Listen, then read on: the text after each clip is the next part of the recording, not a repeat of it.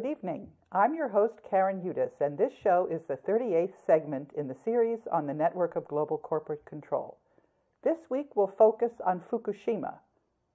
The Board of Governors of the World Bank and International Monetary Fund have decided that they are going to help clean up Fukushima using the assets of the world in the Global Debt Facility.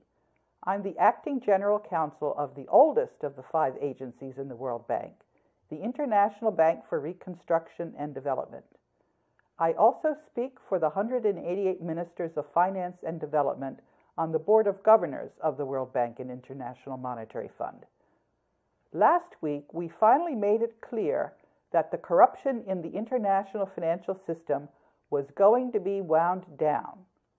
We have been exposing the network of global corporate control, which is a secret conglomerate at the center of the world's financial system.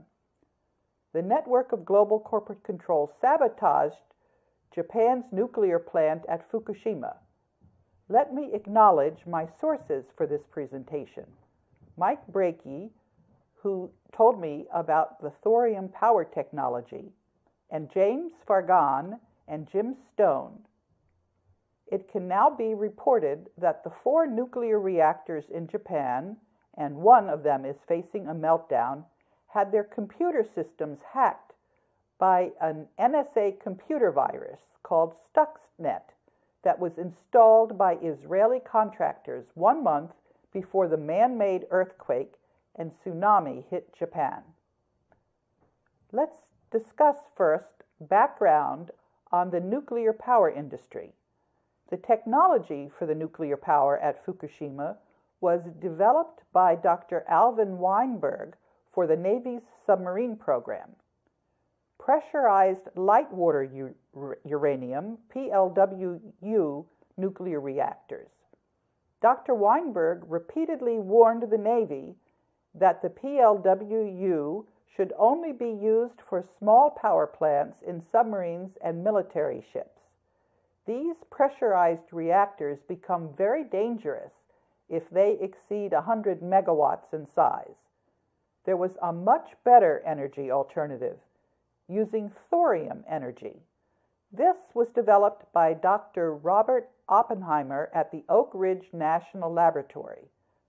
Between 1945 and 1953, in a secret laboratory at Oak Ridge, Dr. Alvin Weinberg and his government laboratory team had made an energy discovery of the millennia.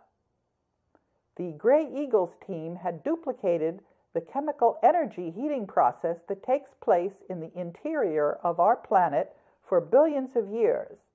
Our Earth's core generates 20 million megawatts of geothermal heat hourly to maintain the interior at 10,832 degrees Fahrenheit.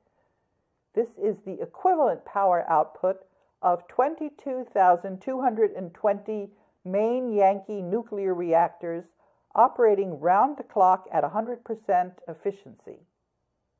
At a cost of $1 billion, and this is equivalent to $10 billion in present day, the Oak Ridge scientists replicated the process in their own laboratory at atmospheric pressure.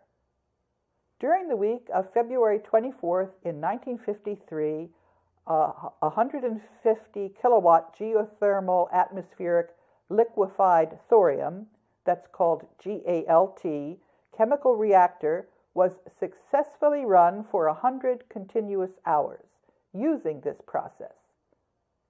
A powerful congressman named Chester Holyfield ordered all information associated with this startling breakthrough, that this energy technology should not be released to the American public. He said that this was due to the Cold War with the Soviet Union. This was an excuse to threaten to arrest and imprison anyone attempting to share this incredible discovery with the outside world. Dr. Weinberg became President John F. Kennedy's scientific advisor. JFK, against the protest of Congressman Holyfield, was a strong supporter of the GALT technology. JFK intended to officially announce this discovery to the American public when he was declaring that he was seeking a second term in office. President Kennedy hinted about this breakthrough technology in a number of speeches, including one as late as September 26, 1963. At the Hanford nuclear station, he mentioned thorium and said, "By the end of this century, half of all electric energy generated in the United States will come from nuclear sources." After 2000, virtually all new electric power installations would be nuclear. End of quote. Unfortunately, only a handful of people knew that JFK was actually referring to the Galt reactor technology, not the dangerous PLWU technology that Congressman Holyfield had been marketing to the American public. The Galt chemical reactor would provide clean, inexpensive, green energy and abundant energy for the rest of man's duration on planet Earth. Thus, the Galt chemical reactor could end the age of fossil fuels, while Weinberg continually warned behind closed doors that he feared that the PLWU nuclear technology could end the age of atomic energy. Against Dr. Weinberg's continued protest, Congressman Holyfield encouraged the immediate commercialization of the PLWU reactors. And Holyfield controlled Washington's purse strings. He offered huge subsidies to any electric utility that would build PLWU power plants. And he even bragged in his biography that he threatened some power companies with shutting down all government subsidies if they didn't get on board and build a PLWU in their territory. At the same time, Congressman Holyfield kept all information about Galt technology a secret from the United States power industry. After the murder of JFK, Congressman Holyfield discovered that he couldn't stop the planned Phase 2 construction of Galt. The 750 kilowatt Galt reactor proved highly successful both in terms of economics. It was 1/10 the cost of a PLWU to both build and operate, and in its simplicity of operation. The thorium fuel in molten salts was yielding 200 times more energy compared to the pressurized light water reactor technology. And the Gray Eagles, that's the name of the team, they celebrated 6,000 continuous hours of operation in 1969. In 1970, Dr. Alvin Weinberg and H.G. McPherson sought new funding for a full-scale 100 megawatt kilowatt-hour model, which was 13 times larger than the 1965 model. Phase 2 testing results had been leaking out to segments in the utility industry. There were a number of private companies willing to build the 100 megawatt technology with private funding. The Atomic Energy Commission indicated they required approval from the Congressional Joint Committee on Atomic Energy, which was chaired by Congressman Chester Holyfield. That's when America's most dangerous enemies struck stealthily and efficiently at America's heartland. In one of the greatest disappearing acts in the United States, by December 31, 1974, thorium chemical reactors had officially become an urban legend when the Atomic Energy Commission, the Joint Committee on Atomic Energy, and Oak Ridge National Laboratory vanished. After inquiries under the Freedom of Information Act, we learned that in late 72, Dr. Weinberg was fired for refusing to discontinue voicing his warnings against a likely implosion of the nuclear industry. In early 1973, in what might be described as a precision military lightning strike, the Chemical Division of Oak Ridge National Laboratory, which spearheaded the thorium research since 1945, was suddenly struck down, uprooted, and disbanded. All Chemical Division research and development on thorium was suspended and then later ordered trashed or destroyed. Thousands of Oak Ridge associates were either dismissed or redeployed to other projects by early '74. During this same period, Congressman Holyfield had successfully stampeded the American power industry into building and operating 51 pressurized LWR nuclear plants. To further safeguard against future attempts to develop thorium technology, Congressman Holyfield hastily passed legislation in '74 restricting nuclear power development to the more complex, dangerous, and expensive technologies. And Holyfield announced his retirement from Congress to take effect on December 31, 1974. Now, in Fukushima, we're looking at the same dangerous nuclear technology. When we compare the 6.8 magnitude earthquake which devastated Kobe, Japan in 1995 with Fukushima, the evidence does not stack up. A quick Google Images search of Kobe reveals incredible destruction of buildings, bridges, elevated highways, and other infrastructure.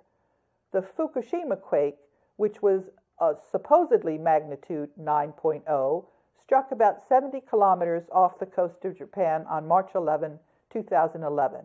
It sent a 15-meter tsunami crashing over perfectly undamaged bridges, houses, roads, and cars, over a populace which had not been warned of the incoming tsunami because there was no magnitude 9.0 earthquake. The population was taken completely off guard. Yet helicopters were waiting, and people all over Japan got to watch the tsunami roll in on live TV. What on earth was going on? Ordinarily, the Japanese people are warned of tsunamis, and when I was in Japan, I was given a call on my cell phone at least a minute before any earthquake. Why weren't the people in Japan warned? Why was there no structural damage? No reason for them to suspect that a tsunami was coming. The quake must have seemed like nothing special to a nation of people who are used to quakes. In a video taken in one Tokyo newsroom during the Fukushima quake, staff were seen to continue typing at their computer stations, totally unfazed by it. A 9.0 magnitude earthquake is more than 100 times stronger than a 6.8. A 9.0 should have devastated everything within a 1,000-kilometer radius. There should have been widespread urban carnage, even worse than what Kobe suffered. Yet the Fukushima quake of March 11, 2011, did not cause a single structure to collapse. But don't take my word for it. Go look up the helicopter footage on YouTube. Look at the infrastructure the tsunami was crashing onto. Not the slightest bit of damage. Common sense is enough to make you wonder. Jim Stone did more than wonder. He dug up and analyzed the Japanese seismograms. He proved that there was no 9.0 quake and no epicenter out at sea. Instead, there were 3 simultaneous quakes of much lesser magnitude, all of them inland. The authorities lied about the 9.0 quake. They made it up out of whole cloth. An earthquake did not cause the tsunami. There must have been another cause. It turns out that the official explanation for the Fukushima reactor explosions was bogus as well. Nuclear power containment walls are extremely thick and strong. Hydrogen explosions could never have destroyed them. As a historical reference, hydrogen explosions occurred at 3 Mile Island and caused no structural damage, nor even any injuries to plant personnel. Furthermore, Reactor 4 contained no fuel on March 11, 2011, and was therefore non-operational, yet it exploded and was destroyed as completely as were the other reactors that day.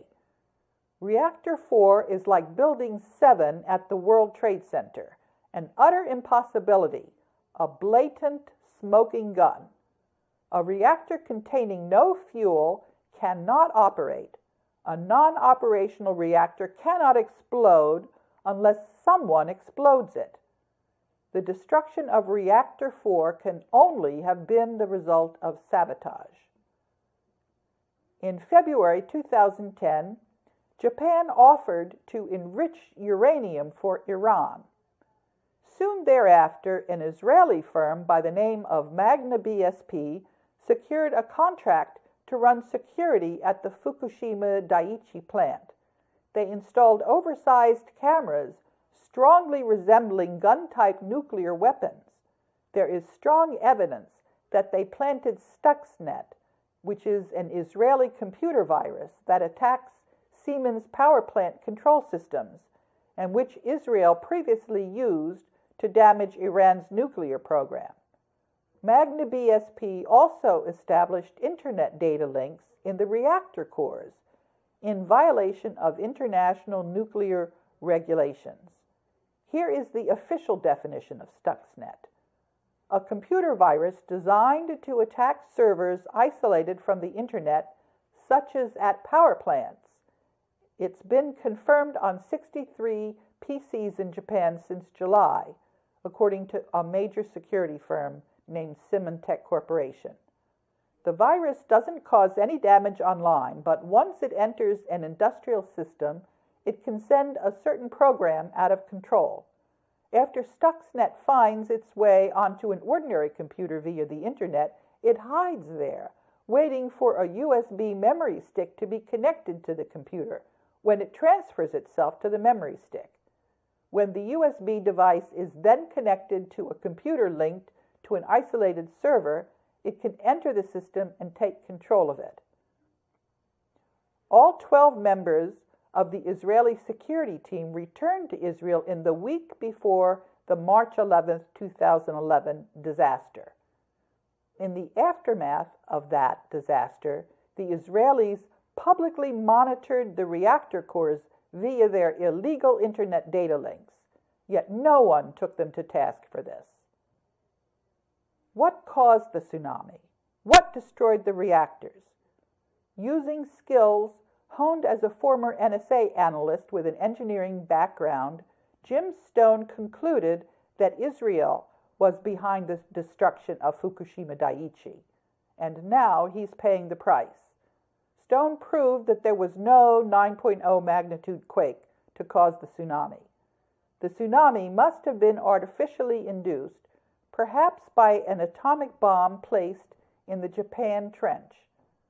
The tsunami was blamed for flooding the reactors and causing the explosions, but Stone presents compelling evidence that Israel destroyed the Fukushima Daiichi plant by installing gun-type nuclear weapons in disguise of looking like security cameras, and then setting them off in the tsunami's aftermath. Stone demonstrates that the Stuxnet virus continues to distort sensor readings at the disaster site to this day. Unlike many others in the world of whistleblowers, Stone bases his conclusions on hard evidence and unassailable logic. Anyone can review and challenge his work. He's open to it.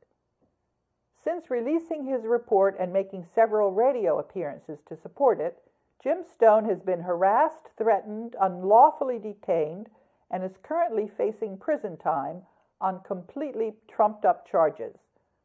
No one has disproven him. His conclusions have ramifications that make September 11, 2001 pale in significance. Why, across the alternative media, is a roaring silence on the work of Jim Stone? Why haven't more truth sites simply linked to his report, directing people to review the evidence and decide for themselves? Some have expressed suspicion that Stone might not be what he claims to be. That is irrelevant. Facts are facts. The report stands on facts. If you haven't done so yet, I urge you to study Jim Stone's Fukushima report. It's well worth the considerable time and effort. Then, if you agree that his conclusions are correct, please do your part in spreading this information and dispelling the alternative media's silence on it. To conclude, a 9.0 magnitude earthquake never happened in Japan on March 11th. The tsunami must have been artificially induced, and hydrogen explosions did not obliterate containment walls of concrete and rebar several feet thick. The official story is impossible. Israel was punishing Japan, and Zionist operatives now are attempting to destroy Jim Stone, the man who exposed the truth.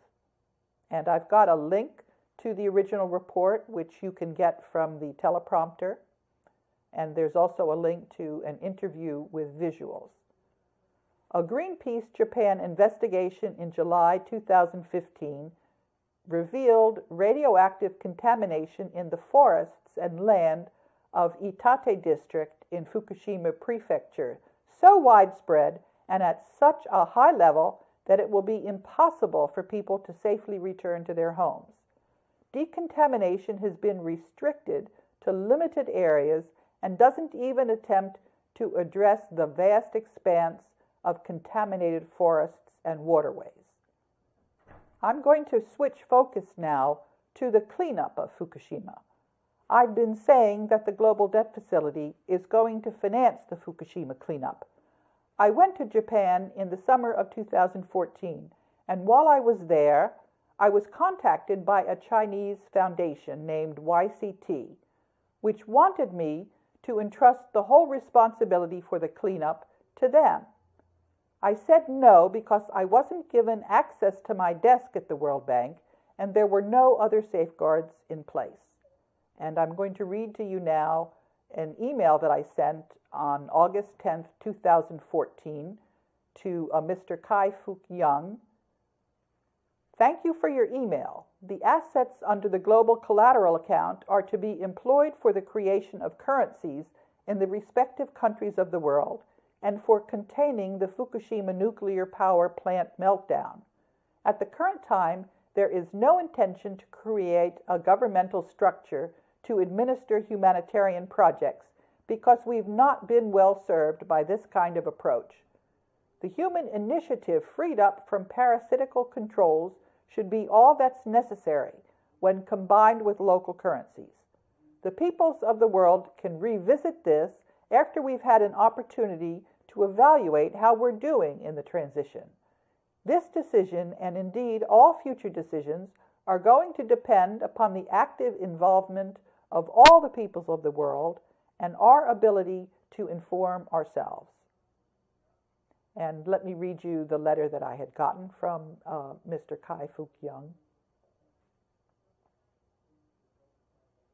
He sent me this email on the 9th of August. Would like to connect with Karen Hudes, the Acting General Legal Counsel of World Bank, on matters regarding the employment of assets under the Global Collateral Account for humanitarian projects worldwide. Her advice and commitment for humanity would be highly appreciated. I will be more than happy to reveal my identity and the foundation I represent in due time if given the chance to connect with Karen Hudes by correspondence. And I have been posting a lot of the correspondence I had with China.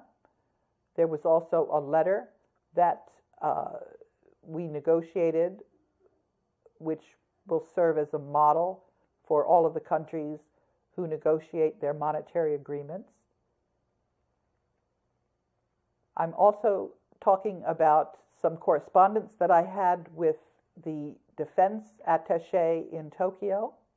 I told the U.S. attaché that I knew how to prevent Germany from leaving NATO, and he sent me this email. It was dated the 16th of July. I just spoke with Ms. Karen Hudes, Acting General Counsel of the World Bank. She would like to establish contact with you concerning an initiative she's working with the U.S. Department of Defense in several countries throughout the world. She's currently in Japan participating in joint committee activities. And then he gave the phone number that I had in Japan. And this was signed by John Walker. He was a colonel in the U.S. Air Force, the Air Attaché. And this email was unclassified. The day before I issued a press release, I sent it to Germany, And this press release announced the global currency reset. And that was when Germany announced that they were considering leaving NATO. And what I said on the 15th of November on 2014, this went to the Department of Defense. I received the attached message from YKF Global China informing me that China wants me to approve a disbursement of $600 trillion and that these funds are not part of the global debt facility. I need urgently to confer with the rest of the members of the Bretton Woods institutions, including the United States Executive Director, as to the procedures for disbursements. Upfront disbursements to one party are likely to provoke armed hostilities. There needs to be confidence in the impartiality of the proceedings and cooperation in everything undertaken. I'm relying upon the U.S. Army to ensure that I may proceed to my desk unhindered. I've already informed Dr. Jim Kim that I expect him to admit me to my office in the World Bank Legal Department. And of course, you know that I was not admitted. And then on November 14th, I wrote to Kai-Fuk Young, "Thank you for your email, on which basis I intend to report back to work at the World Bank on Monday. It will be necessary for me to work closely with the Board of Executive Directors in order that there is no dissension in the important days ahead. I'm looking forward to this important beginning." And as you know, we made no progress. So we have made no progress in cleaning up Fukushima and using the considerable funds in the global debt facility.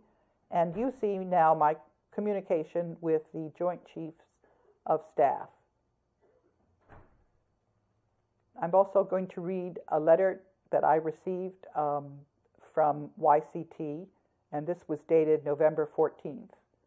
Dear Karen, thank you for your cooperation of resending the originals of your letter of intent to YCT and Mr. Peng Fainan, the governor of the Central Bank of Taiwan, Republic of China. You have my assurance that prompt actions will be taken by both parties to invite you to Taipei for a meeting to resolve and work out an appropriate action itinerary, culminating toward the adoption and signing of your monetary agreement. YCT would also be very appreciative if you could give your serious attention to Intrawell Group Limited's account at the World Bank unveiled to you in my preceding email of the 13th of November 2014. The gravity of this matter is of utmost importance and urgency too, not to be taken lightly, though we understand that you're primarily focusing your full attention on the global debt facility.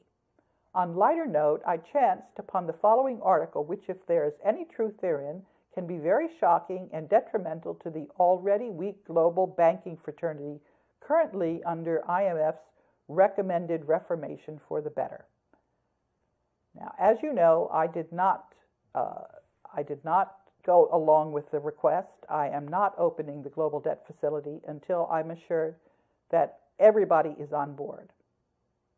In this segment, we've discussed how the safe geothermal atmospheric liquefied thorium technology was sidelined for the nuclear power technology used in Fukushima. Then we discussed how the disaster in Fukushima was deliberately caused by sabotage, a computer virus, artificially generated earthquakes, and gun-type nuclear weapons disguised as security cameras. This was to punish Japan for its offer to enrich uranium for Iran. I refused to pay a Chinese foundation to clean up Fukushima because there were no safeguards to prevent theft from the global debt facility. Until next week, I'm your host, Karen Hudes.